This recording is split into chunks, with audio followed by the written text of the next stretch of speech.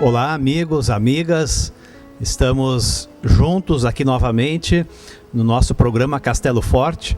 Este programa já está dentro do novo ano, no ano de 2014, e temos a alegria, o prazer de conversarmos hoje com uma pessoa que, além de ter muito conhecimento na sua área de trabalho, sua profissão, alguém também bastante envolvido em atividades e trabalhos aqui na cidade, especialmente voltadas também a jovens, adolescentes, que é o professor de farmácia Luiz César de Castro, que também participa e é vice-presidente do COMEN, Conselho Municipal de Entorpecentes, aqui em Lajeado. Professor Luiz, muito obrigado por participar aqui do nosso programa Castelo Forte. Sempre é bom podermos refletir sobre o que acontece na vida das pessoas, nas relações sociais. E gostaria de iniciar logo lhe fazendo uma pergunta. Dizem que os brasileiros são grandes consumidores de medicamentos, que consomem muitos químicos. E também se percebe que existe uma tendência, muitas vezes, de procurarmos resolver alguma dificuldade, seja física ou outra, através do consumo de alguma coisa química. Você percebe isso? Concorda? Discorda? Tudo bem? Tudo bem, pastor. É uma satisfação estar aqui, na presença do nobre colega, também membro do Conselho Municipal de Entorpecentes. Para nós é uma satisfação a vossa opinião, as vossas manifestações dentro do Conselho. Bom, indo direto à sua pergunta, né? Sim, é verdade. A primeira exposição com relação ao Brasil ser um país que consome muito medicamento. E também é verdade que nós somos um dos países que desponta como um dos países que mais consome medicamentos. Então, nós nos perguntamos a epidemiologia relacionada a esses medicamentos. Ela realmente é avaliada, ela é levada em consideração? Traduzindo a minha expressão. A medicalização, esse fenômeno de medicalização, ele realmente é subsequente a uma análise epidemiológica? Eu não estou aqui querendo dizer que os diagnósticos estabelecidos são incorretos. O que eu estou querendo dizer é que dentro de um sistema onde certas atitudes que envolvem todos os envolvidos resulta num fenômeno como a medicalização, será que realmente a real necessidade desses medicamentos ela existe? Esse é o primeiro questionamento ao responder à pergunta. O meu segundo questionamento ao responder à pergunta é se o acompanhamento desse uso de medicamentos ele resulta numa racionalidade que realmente possibilita a gente verificar se esses medicamentos são efetivos e se esses medicamentos são seguros. Juntando tudo isso, nós podemos trazer um conceito, que é o conceito de racionalidade no uso de medicamentos. E aí sim, aspectos culturais, aspectos econômicos estão envolvidos, entre outros, nas possibilidades que tensionam para o uso tão aumentado de medicamentos.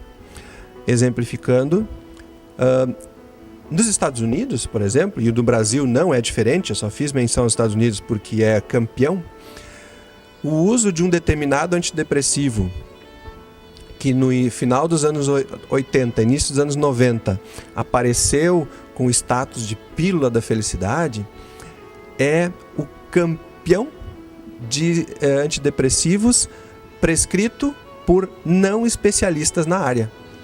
Nós nos questionamos se essa falta dessa especialidade ela não compromete o diagnóstico.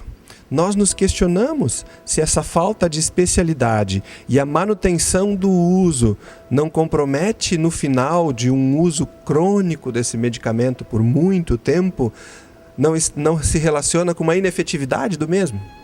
E se realmente por falta de especialidade, não está havendo uma deficiência nas informações ao usuário, no sentido de que ele saiba que esse medicamento também traz outros problemas? E munido dessa informação, será que esse usuário ele faria a manutenção do uso do medicamento e mais, municiado ainda da informação que existem para certas situações, e são inúmeras, outras alternativas, não necessariamente o uso de medicamentos. Pois bem, concluindo na minha percepção a resposta, eu penso que em muitos momentos não há necessidade de determinados medicamentos. Por quê? Porque existem alternativas que são menos problemáticas.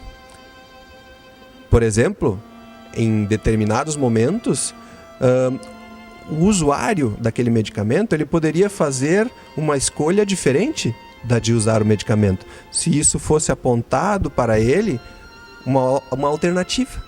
Se ele tivesse uma outra alternativa para fazer de que ele pudesse tratar algum problema que lhe apresenta. E eu não falo só de depressão, eu falo de outras problemáticas transitando no campo da psiquiatria, por exemplo, até certos níveis de esquizofrenia também existem outras alternativas. Porque a medicalização é um fenômeno, sim, mas o medicamento ele não é a única saída. Claro que existem situações, sim, e são inúmeras situações, sim, que eles são úteis e devem ser utilizados com racionalidade e segurança, mas eles causam também problemas. Dificilmente um medicamento é desprovido de adversidade de efeito. Ele normalmente apresenta alguma, e nas interações com outros medicamentos, ele apresenta algumas problemáticas a mais. Seria correto dizermos que essa mentalidade ou essa busca por uma solução artificial, química, ela também engloba várias outras áreas da nossa vida. Por exemplo, drogas em geral, é amplo esse termo. Aí entra também a questão de drogas ilícitas, outros tipos de soluções químicas que muitas pessoas estão usando. E você participa do Colmen. Dá para fazer uma relação, uma ponte com essa mentalidade, talvez com um uso maior também de drogas ilícitas que está acontecendo? Sim. Na verdade, é cultural que o ser humano, ele desde sempre ele procura fazer a alteração do seu pensamento, ele busca uma alteração da sua percepção de mundo, do seu pensamento, usando substâncias. Essas substâncias incluem tanto drogas lícitas como ilícitas, dependendo do território de que país estamos falando. Por exemplo, no nosso país, falando mais especificamente da cidade de Lajeado, analisando números de uma pesquisa que foi desenvolvida junto aos escolares, tanto da rede pública como rede privada do município, pública estadual, municipal e a rede privada, de adolescentes entre 12 e 17 anos. Nós percebemos ali que, em média, praticamente 70% já fizeram uso de alguma substância nessa faixa etária, na vida. E nós percebemos que 60% fizeram uso nos últimos 12 meses, a contar da data de coleta dos dados, o que significa manutenção de uso. Naturalmente, que a substância que apareceu com os números mais expressivos foi o álcool. E o Conselho Municipal de Entorpecentes ele se preocupa muito com essa questão, porque o álcool não é exclusiva porta de entrada para outras drogas, mas o álcool é uma das principais, aparentemente, pelo estudo que foi desenvolvido. Mas quando nós observamos que não é só o álcool, nós percebemos a identidade de outros elementos, de outras substâncias. E aí, trazendo de novo a questão dos medicamentos, nós percebemos que substâncias anorexígenas, utilizadas para emagrecimento, e substâncias ansiolíticas e hipnóticas, como os benzodiazepínicos, usados para problemáticas do sono, ansiedade, também são utilizadas. E nessa faixa de 12 a 17 anos, nós temos números expressivos.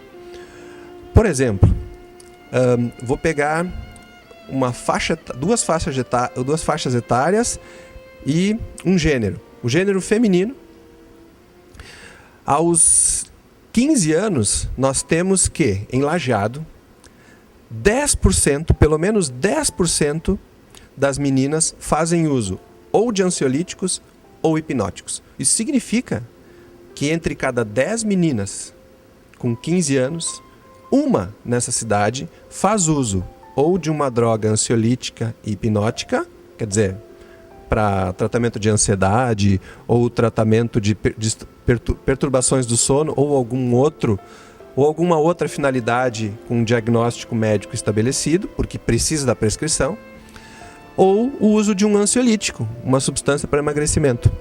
Agora, quando olhamos a outra faixa, quer dizer, a outra faixa etária, 16 a 17 anos, nós percebemos que isso salta para 20%. Então, quer dizer, de cada 5 meninas nessa cidade, uma entre 16 e 17 anos faz uso de alguma dessas substâncias. Por que elas fazem uso dessas substâncias? Nós poderíamos, olhando para os ansiolíticos, ou melhor, olhando para as drogas anorexígenas, imaginar, ora, nós temos uma população nessa faixa etária do gênero feminino obesa, extremamente obesa, quer dizer, com níveis de obesidade, com quantidade de meninas obesas importante. Se analisarmos sob o ponto de vista das drogas ansiolíticas e hipnóticas, nós diríamos que elas têm problemas de ansiedade, talvez até associados à depressão, problemas de sono, mas nós também poderíamos fazer menção, e a pesquisa pode fazer essa relação que ainda não foi feita, de que talvez essas substâncias possam estar sendo utilizadas como complemento ou participativas, né, do uso de outras drogas, inclusive o próprio álcool. Então, não seria só o álcool, mas também medicamentos, e assim várias outras substâncias, incluindo também outras drogas ditas ilícitas agora, como formas de apresentação de cocaína, que a gente tem um número menor, mas o impacto é muito maior, certo? Então, essa associação ela também se torna, além de problemática pelo fato de estar sendo usada, problemática pela causa do uso, sociológico, a gente pode entrar nesse campo, humanístico, também o fato do perigo dessas interações, dessas associações, porque a gente pode ter extremamente potencializado o efeito depressor do álcool ao usar uma determinada quantidade de benzodiazepínicos, drogas ansiolíticas e hipnóticas. É extremamente perigoso.